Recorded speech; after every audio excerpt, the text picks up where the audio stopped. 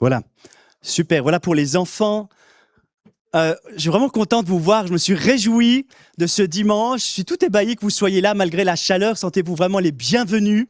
Bienvenue à Rita. Ça nous fait tellement plaisir de te voir. Sois béni. Ça faisait un moment. Tu es en temps de vacances, comme tu l'as dit. Mais nous savons que c'est pour autre chose. Alors, sois béni également. Voilà. Nous sommes, si jamais Zoé, c'est le deuxième message sur la traversée du désert, mais c'est pas du tout grave.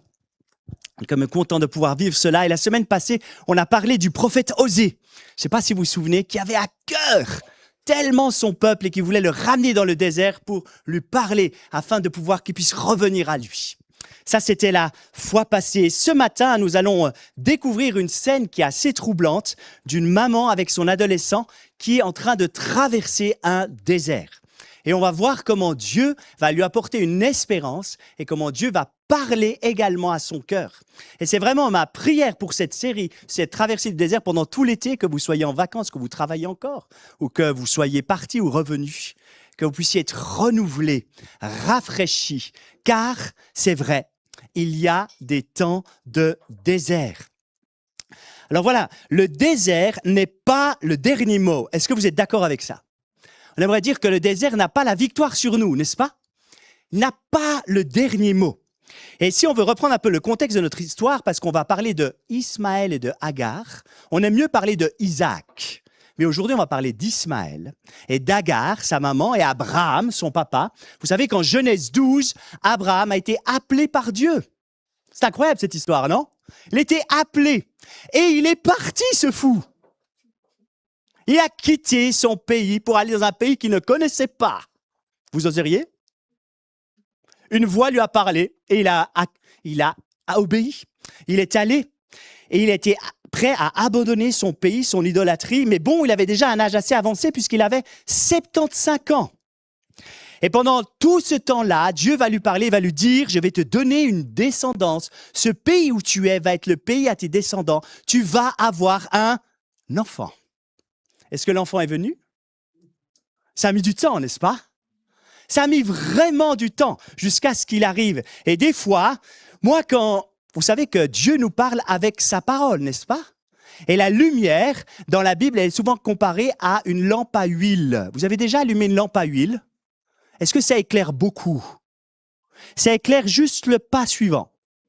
Vous êtes d'accord avec ça, hein? Et des fois, moi, j'aimerais que avec la volonté de Dieu, il mette un projecteur afin que je puisse voir 200 mètres en avance. Mais avec Dieu, c'est pas comme ça. Marcher par la foi, c'est aller pas après pas. Et des fois, on aimerait bien marcher par la foi, voilà, c'est aller pas après pas. Et des fois, on aimerait bien prendre le volant de notre vie, les choses, afin de pouvoir contrôler ce qui se passe. N'est-ce pas? Vous aimez contrôler votre vie? Moi, j'aime bien, hein? Je trouve que c'est plus facile quand même. C'est des fois difficile d'attendre que Dieu me dise où aller. Et dans cette histoire-là, Abraham et Sarah ont dû attendre pendant longtemps. Et au bout de 10 ans, c'est quand même assez long, hein, 10 ans. Au bout de 10 ans, Sarah a dit, bon, ok, hein, on va donner un petit coup de pouce à la volonté de Dieu. Allez, hein? On n'arrive pas à avoir d'enfant. Je te propose ma servante Agar. Oh, ça devient très sexuel tout à coup, je suis désolé. Hein. Prends-la et un enfant avec elle, et voilà, nous aurons le fils de la promesse.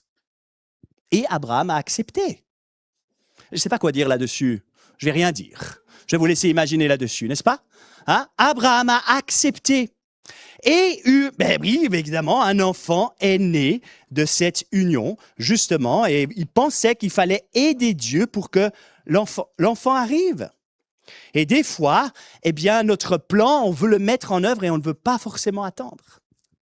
Et bien des années après, voilà qu'environ 12 ans après, alors que Ismaël est déjà là, que le fils est déjà là, eh bien, arrivent 3 personnages qui viennent visiter Abraham et qui vont lui dire, tu vas avoir un fils. Mais j'en ai déjà un. Non, tu vas avoir un fils avec Sarah, ta femme. Et ça va arriver l'année prochaine. Et c'est arrivé. Le fils de la promesse est arrivé. Alors qu'Abraham avait 99 ans et Sarah 10 ans de moins. Est-ce que vous êtes d'accord, ceux qui ont plus de 70 ans, de lever la main, s'il vous plaît? Levez la main, s'il vous plaît. Merci, n'ayez pas honte. Nous sommes heureux et fiers de vous avoir. Vous êtes la sagesse. Essayez d'imaginer quand vous pose cette question. C'est pour quand le bébé? Ben, vous avez tous ri. Et c'est ce qui s'est passé. Évidemment, on rigole. Et Sarah a rigolé. Pourtant, Dieu a dit, tu auras un bébé. Et c'est pour ça qu'il y a ce nom d'Isaac. Il a ri. Et Dieu a dit, c'était mon plan depuis le début. C'était comme ça que ça devait se passer. Et on arrive et des fois, on prend des choix parce qu'on n'a pas envie d'attendre. Et je suis le premier. Ma chère femme m'a encore rappelé hier que je devais apprendre la patience. Encore une fois, elle me l'a répété. J'ai vraiment de la peine. Hein? Je pousse, jusqu'à ce que ça arrive. Et ceux qui me connaissent le savent très bien et que je peux être très convaincant parfois. Hein? Mais la patience. Et donc, Dieu dit, cet enfant est arrivé. Et on arrive à Genèse 21, où la foi remplace la réalité. On est passé de la promesse à la réalisation. Et Isaac, il a ri, est là, 25 ans après l'appel d'Abraham.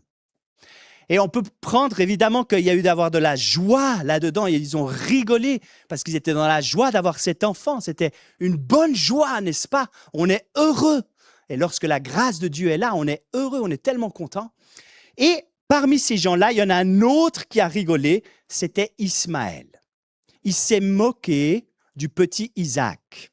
Isaac devait avoir 2-3 ans, il fêtait une grande fête, c'est le temps où est sevré l'enfant, où donc l'enfant ne va plus aller au sein de sa mère, et puis il mange la nourriture solide. On faisait une grande fête à cette époque pour cela, et tout le monde est invité, et voilà que Ismaël va se moquer, c'est un autre rire. Vous savez, des fois, il y a le rire de la moquerie, le rire de la jalousie, le rire de l'harcèlement, le rire... Vous voyez ce rire-là? Hein? Eh bien, c'est différent du rire de la joie que la grâce de Dieu nous donne. Et Sarah va avoir une parole très forte, elle va presque péter un plomb. Elle va dire, renvoie-les. Ils n'auront pas la descendance de mon fils. C'est noté dans la Bible.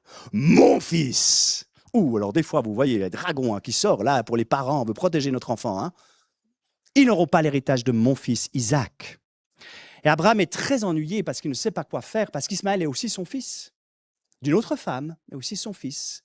Et Dieu lui parle et lui dit qu'il faut renvoyer Ismaël et Agar, mais qu'il a prévu quelque chose pour Ismaël. Et si on lit un peu plus loin, on verra que Ismaël aura aussi 12 fils, il y aura toute une descendance extraordinaire, mais qui sera en face de ses frères. C'est assez fou que quand même, cette décision de Sarah et d'Abraham d'aider Dieu à donner naissance à Ismaël et à donner à la descendance d'Ismaël que nous connaissons maintenant. C'est quand même fou, hein? Mais Dieu a béni ceci. Il a béni puisqu'il a donné une suite à l'histoire pour Ismaël. Renvoie-les. Donc, on en arrive à notre texte qui est ici, où nous allons lire à partir du Genèse 21, versets 14 à 21, où justement, Abraham va renvoyer Agar. C'est un peu dur, hein? D'accord? C'est parti. Chassé dans le désert. Nous lisons. Abraham se leva de bon matin. On remarque souvent dans l'Écriture qu'Abraham est très prompt à obéir rapidement à l'Éternel. Il prit du pain et une outre d'eau qu'il donna à Agar et la plaça sur son épaule. Une outre d'eau, c'est environ la quantité d'eau qu'il faut pour une journée de marche. Je suis intéressé environ combien de kilomètres on faisait à cette époque. Environ 25 kilomètres et du pain. Donc il donne la nourriture juste pour une journée. C'est pas énorme, hein? Et il les renvoie. Il lui remit aussi l'enfant et la renvoya. Elle s'en alla et se perdit dans le désert de Beersheba. Beersheba, c'est dans le sud du territoire de Juda, on le saura après, parce que tout ça vient après. Et Beersheba est une relation avec des puits. Donc il y avait des puits quand même à cet endroit-là. Et peut-être qu'Abraham a donné un endroit où elle pouvait aller pour le jour suivant, aller de jour en jour dans son voyage pour quitter Abraham et sa famille. Quand l'eau de l'outre fut épuisée, elle laissa l'enfant sous un des arbrisseaux. Ce n'était pas un désert total, il y avait quand même des petits arbres qui étaient là. Et alla s'asseoir vis-à-vis de la distance d'une portée d'arc. La portée d'arc, c'est environ 90 mètres. Alors pour vous qui suivez le mondial, peut-être ça vous intéresse, mais c'est la longueur d'un terrain de football. Donc elle s'est placée à un but, puis elle a mis son fils à l'autre but. C'est environ la distance qui est là. Pourquoi? Parce qu'elle ne veut pas voir. Elle ne veut pas voir ça. Et c'est la suite du passage qui nous le dit ça. Je ne veux pas voir mourir mon enfant. Elle s'assit donc vis-à-vis de lui et se mit à pleurer tout haut. Dieu entendit les cris de l'enfant. Moi, je me suis dit, pourquoi elle n'entend pas les pleurs d'Agar? Et il entend les cris de l'enfant. Ismaël veut dire Dieu entend. Mais il parle à Agar. L'ange de Dieu appela Agar depuis le ciel et lui dit, qu'as-tu, Agar? N'aie pas peur, car Dieu a entendu les cris de l'enfant là où il se trouve. Lève-toi, relève l'enfant et tiens-le par la main, car je ferai de lui une grande nation. J'aime ce « je ». Je ferai de lui. Souvent, nous avons tendance à dire « nous ferons », n'est-ce pas? Là, c'est Dieu qui dit « je ferai de lui une grande nation ». Et Dieu lui ouvrit les yeux et elle vit un puits. Elle alla remplir l'outre d'eau et donna à boire à l'enfant. Dieu fut avec l'enfant, celui-ci grandit, habita dans le désert et devint tireur à l'arc. Peut-être c'est Abraham qui lui avait appris à tirer à l'arc, on ne sait pas, mais voilà. Il s'installa dans le désert de Paran et sa mère prit pour lui une femme égyptienne. Agar était égyptienne, elle a pris pour son fils une femme égyptienne. Voilà pour cette histoire qui est dans la Bible, qui est assez incroyable, où on voit justement l'amour de la mère pour son fils. Elle ne veut pas le voir mourir. Et c'est vrai, je reconnais ça, l'amour des mamans pour leurs enfants. Hein, on met un petit message, il est où? Il y a même des mamans qui ziotent sur leur téléphone où est l'enfant. On peut le retrouver facilement s'il a un attel, etc. Mais bref, un amour pour ça. Alors, je ne sais pas si on arriverait à ressentir ce qu'a dû vivre Agar lorsqu'elle était renvoyée. C'est d'être agréable? Pas du tout agréable. Hein. Renvoyée. Et pour tous ceux qui ont été exclus d'une équipe ou qui ont été licenciés, ou si quelqu'un a déjà brisé le cœur dans une relation, vous connaissez ce sentiment-là. Renvoyé, mis de côté. Tu ne peux plus faire partie d'eux. Tu dois partir. Et c'est ce qu'Agar est en train de vivre dans ces versets que nous avons lus. Et avec vous, j'aimerais voir 3 gestes de Dieu dans le désert. Le premier geste, Dieu voit notre désert. Il nous rejoint lorsque nous n'avons plus de ressources. Le deuxième geste, Dieu entend notre cri. Ça paraît basique, mais c'est génial. C'est vraiment trop bien. Je suis trop reconnaissant qu'il y ait ça. Et troisième, Dieu ouvre nos yeux. Il montre la source qu'on ne voyait plus ou qu'on ne voyait pas. Ça aussi, c'est extraordinaire. Alors le premier geste, Dieu voit notre désert. C'est le deuxième, j'ai un petit peu charrié Zoé, mais c'est le deuxième message sur le désert. Et ce qui est assez intéressant là, c'est qu'Agar, c'est la deuxième fois qu'elle va dans le désert. Elle a déjà été une fois dans le désert. Lorsqu'elle était enceinte d'Ismaël, elle se la pétait un peu. Parce qu'elle disait, c'est moi qui ai le bébé. Sarah, pff. Vous voyez un peu le schéma, hein? Et Sarah l'avait là. Alors elle l'a martyrisée et Agar s'est enfuie dans le désert. Et dans le désert, déjà là, Dieu lui a parlé, lui a demandé de revenir voir sa maîtresse et de s'humilier devant elle. C'est ce qu'elle a fait. Et on retrouve cette deuxième fois, elle se trouve chassée dans le désert. Pourquoi? C'est parce que son fils s'est monté la tête. Il pensait qu'il était le descendant. Ce n'était pas lui, c'était Isaac. Pas toujours facile à accepter, n'est-ce pas? Et puis, à cause de cela, ils ont été chassés dans le désert. Désert, pas beaucoup d'ombre, l'eau est rare, l'exposition au soleil est intense, on transpire beaucoup, la déshydratation est presque inévitable. Et elle se perd dans le désert. Moi, franchement, si j'ai été chassé, j'aurais l'émotionnel complètement vrac, pas vous? Mais voilà, elle s'est perdue. Est-ce que quelqu'un a déjà vécu la déshydratation? Ah, quelqu'un. Moi, j'ai vécu qu'une seule fois. J'ai fait une fois le marathon, oui, une fois, hein. J'ai fait une fois le marathon de Lausanne, 42 km, j'étais jeune et beau. Et puis, je suis arrivé au bout des 42 km 100 et quelques, au bout de ma vie. Je me suis assis et il s'est passé 30 et 45 minutes, je ne sais pas ce qui s'est passé, je ne sais pas. J'étais au bord du chemin, hein, d'accord? Et mon ami qui s'inquiétait, me cherchait partout, est venu me rechercher. Celui à qui j'avais gagné, mais j'étais en mauvais point, hein, d'accord? Il est venu me rechercher, il m'a donné à boire et m'a permis de revenir à la vie. C'est être déshydraté, c'est ça. Hein? Et ils sont certainement dans un temps de déshydratation, les émotions complètement en vrac. Certainement qu'Agar savait où étaient les puits pour survivre, mais elle ne l'a pas trouvé. Elle devait peut-être penser, je ne fais pas partie de la bonne famille, je ne vaux rien, je suis nul, en plus j'ai réussi à me perdre et puis mon fils va mourir. C'est la malédiction de la famille, c'est par ça, on fait toujours la même chose. On se la pète, c'est pour ça. Peut-être qu'elle est en train de vivre tout ça, je ne sais pas. Mais elle est là, au bord du chemin, et ne veut pas voir son fils mourir. Et Dieu la voit dans cette situation. C'est le premier geste de Dieu. Il voit, il sait, il nous rejoint dans notre condition. Il sait. Et des fois, on a tendance à oublier que Dieu sait. Il sait. Et on peut justement lui parler. Et c'est le deuxième geste qui est là, c'est qu'il entend notre cri. Dieu a entendu et il a pris soin d'eux en leur fournissant un puits d'eau pour étancher leur soif. Mais pour cela, il fallait demander. Et je suis tellement touché ces temps en écoutant notre Église et en voyant encore ce matin le nombre de nouvelles voix qu'on entend qui osent prier. Ça me réjouit. Je trouve ça génial. Amen. Mais c'est vrai qu'il faut oser élever la voix. Il faut oser dire. Vous allez me dire, pour Agar, c'était facile, elle était vraiment au bout du rouleau, elle ne pouvait plus rien faire. Hein? C'était la dernière solution, ils allaient bientôt mourir. Mais il faut oser parler, il faut oser dire. Et tant de fois, j'ai dit, oh, je ne veux pas déranger Dieu pour ça. Mais oui, Dieu sait de toute façon, il connaît où nous sommes et il veut nous entendre. Il veut entendre notre cri, notre voix.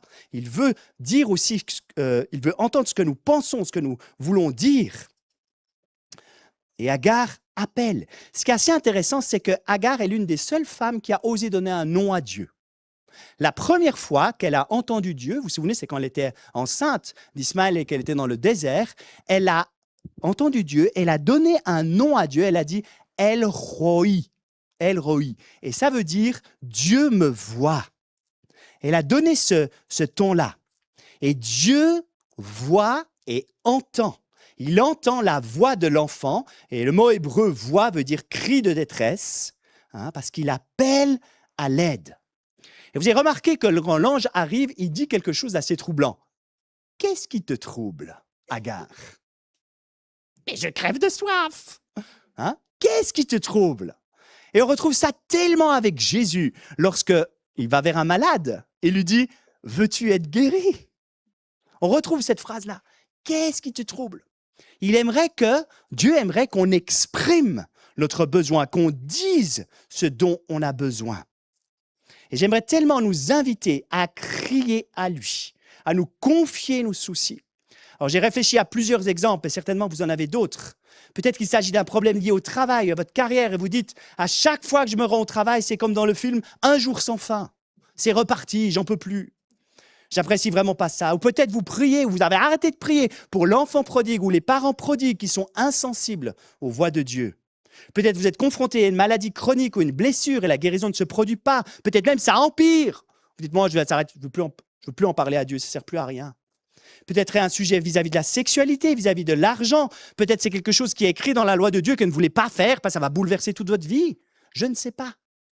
Mais des fois, on arrête de prier. Et j'aimerais tellement nous encourager à continuer parce que Dieu entend. C'est le nom d'Ismaël. Et il y a deux vérités qui ressortent de là. La première, ne crains rien. C'est une promesse qu'on retrouve tellement de fois dans l'Écriture. Quelqu'un a dit qu'il y avait 365 fois « ne crains rien » dans l'Écriture. Je n'ai pas vérifié, c'était trop long. Mais une fois par jour, je ne sais pas, peut-être. Et la deuxième, « je suis avec toi ». Deux promesses, deux vérités. Ne crains rien, je suis avec toi, que l'on retrouve déjà dans ce texte. Magnifique, au tout début de la Bible. Ne crains rien. La raison pour laquelle on ne reçoit pas l'aide de Dieu, c'est des fois parce qu'on n'ose pas demander. Jésus le dit lui-même. Demandez, vous recevrez. Pourquoi? Parce que je crois qu'il nous faut quitter notre image de Wonder Woman ou de mâle alpha et de dire à Dieu notre besoin. Il ne va pas nous dire « Oh, sois plus fort, ma petite chérie ».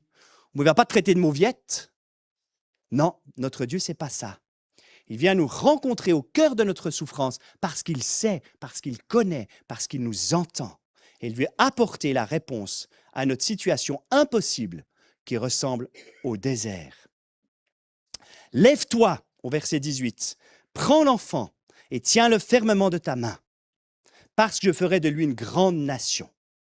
Et à ce moment-là, il se passe un moment extraordinaire. C'est le troisième geste de Dieu.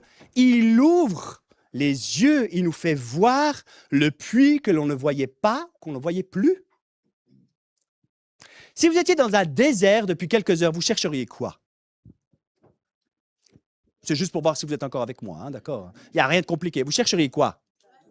L'oasis, de l'eau.